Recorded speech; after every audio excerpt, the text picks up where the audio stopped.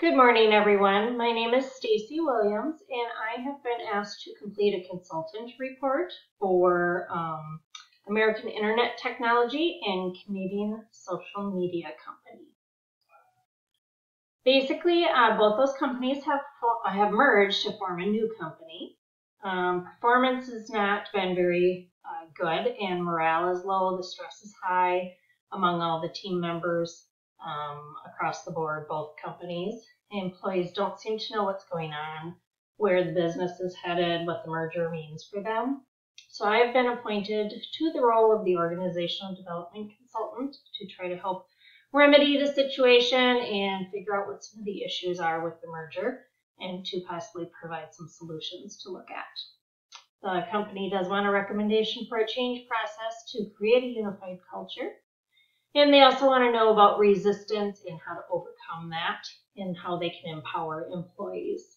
And then they would like an analysis of the workplace stress and productivity as well. So first we're going to look at the companies merging into a new culture. So we need to make sure that first and foremost we're sharing with communication about why the merger is happening. It's important in a change management process to make sure everybody knows what's going on, to explain to them what is happening, and that we are actually redefining the culture of a company to meet the demands of technology advances and breakthroughs. It's a planned strategic change within a company that's done to impact performance and can involve many different factors such as people, structure, beliefs, attitudes, values, systems. And again, we need to make sure that we communicate with those affected by the merger and interview those with a vested interest in the changes so that we can get some feedback from clientele, stakeholders, shareholders on just what may or may not work during a merger or a change process. Again, these are all good plans to have in place. I think because this was actually skipped as a step, that's why we've got some of the issues going on. But what we can do from now on is we can start to share the change plan methods through some different means. We can have some posters put up at work. We can start having some meetings. We can start coordinating some teams. We can look at getting information out through social media and press releases. We want to make sure that the information is out there and available for everybody. We don't want rumors to be started. We want things to come straight from the horse's mouth, basically. We want to have the facts straight so there isn't any confusion. So both the companies have formed or combined to form a new business that has specific goals and plans, and those are to take over social media and the internet as we currently know it. I believe that the social media company actually acqui-hired the IT company so that they could utilize the skills of the IT business to launch into their new ideas without having to expend a lot of money and time and talent looking for new people to fill those roles. Kind of like a full meal deal where everything comes in one and you don't have to order separate items. So that's what acqui-hiring is sort of kind of like. Because there's confusion and low production and morale issues, like I said, it's likely that a lot of these steps were not taken prior to the merger. That's why we're having problems now. So we can't fix what's happened. We can learn from it. We can make notes for future developments. We know that a strategic plan was not followed, and we're in a reactive mode now. So in the future, a proactive approach would help create that buy-in and collaboration to make things work for a merger or a change process or whatever it might be that's going on. It's important to note that organizational development is a continuous process that's ongoing and adaptable. Change managers need to identify strengths, weaknesses, threats, and opportunities within the business, and then identify what needs changing in the company, where those changes need to occur, why, and how it's implemented based on collaborating with everybody that's involved in that process. Additionally, company culture is built intentionally and has a unique purpose. It's important to steer people in a common direction towards shared goals, and that will foster a sense of connection, purpose, and belonging, which increases job performance and engagement. Common cultural elements that drive engagement are trust in one another and the company, transparency as to what's happening, authenticity, genuine caring, seeking to learn and develop, leadership from the bottom up, and including the workforce and the culture attracts people to an organization and creates a atmosphere that people want in a position. There's still going to be conflict and resistance even when you use your best methods and practices. You just have to filter through the positive and negative information and be prepared to help create that buy-in. Employee engagement is necessary to help people be on board with the changes. So we want to be proactive and strategically preparing for barriers along the way. Employers that focus on job satisfaction, happiness, commitment, empowerment, create that environment of productivity and belonging to the organization's culture. With the markets the way they are, technology changing, client needs changing, companies do need to continuously change or they're going to be replaced or left behind. So having a well-designed change program helps companies adapt and ensure their values and systems are aligned with the culture. A couple of examples of like a good culture would be Disney. I know I spoke about this in a previous paper. I had a professor that stated that she worked at Disney and part of their onboarding program was to have new employees, utilize a wheelchair or some other type of handicap, walker or something like that, to be able to understand how all their clientele feel and how to be able to include them at Disney so that everybody that comes to Disney has a full experience and a happy experience.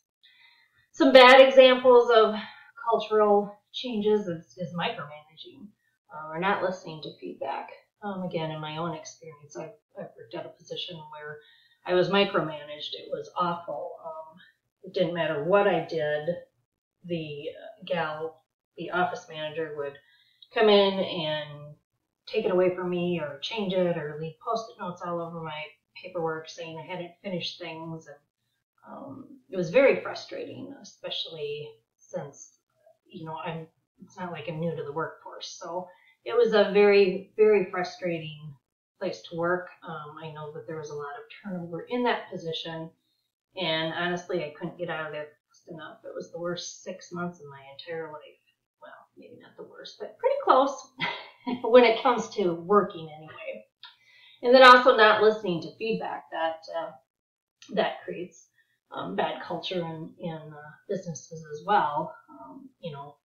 If you're asked for feedback and you give feedback and that information is either ignored or foo-fooed or basically you're told that that's not accurate, it's very disheartening for an employee to go through that type of feedback. So you have to be sure that you are using constructive feedback and performance enhancement plans and things like that, and having ongoing feedback and really listening to employees and one another.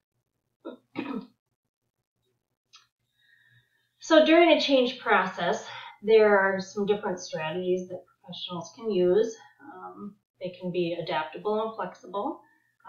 Especially in this merger, we have to look at different policies and procedures that are being merged together, dress codes, holidays, benefits from both companies' sides of the equation. We've got two different countries merging together here, so obviously there's going to be some differences that we're going to have to address with that so that everybody's needs are accommodated and that we have kind of an across the board accepted method.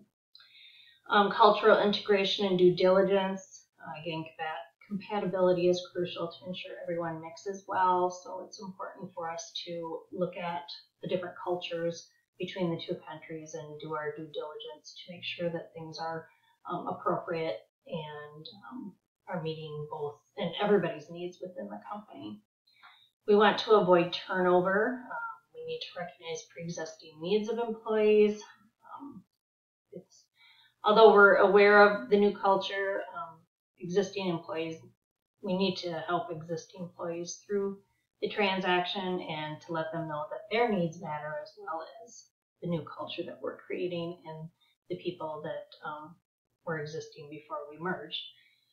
You might want to offer some bonuses and perks to keep our current employees if they're good, and we have to also realize that not everybody's needs can be met. We just have to be as considerate as we can be and show that the company cares and it's doing what it can to make the process smoother. And then we also want to retain those newly acquired business members.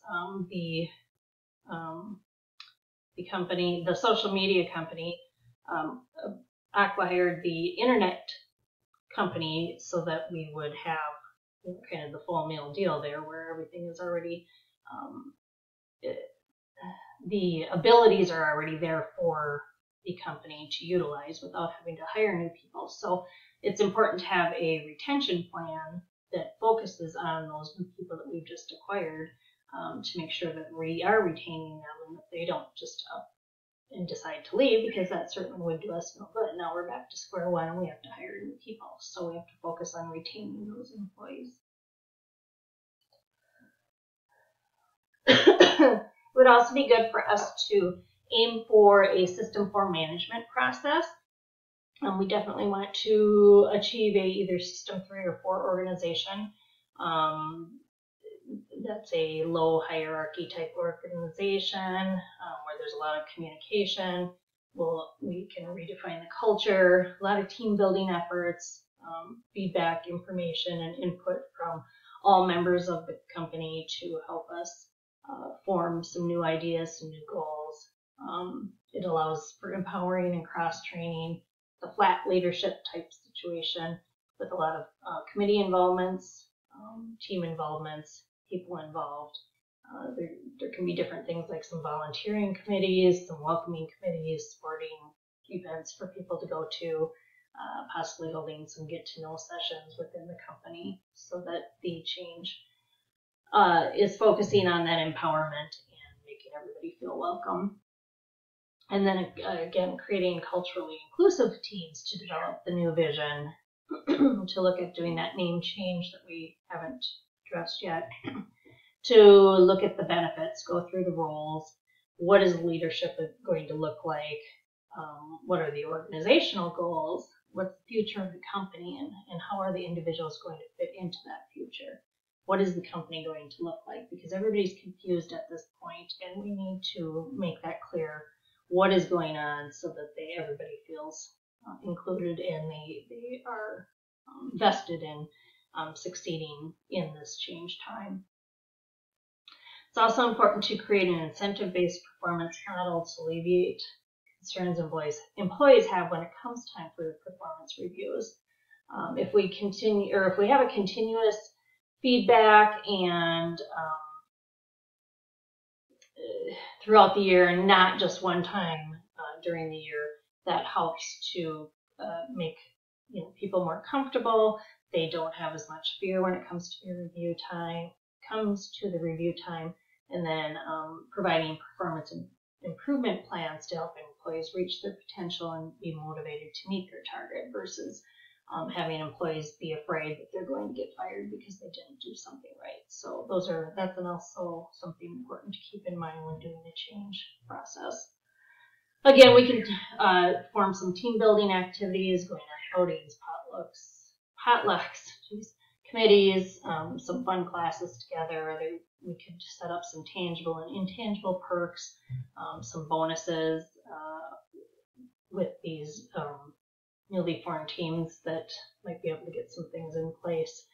Have some game nights, maybe offer paid health care premiums, gym memberships. We could maybe build some relaxation rooms or offer daycare at our facilities, make some things pet friendly.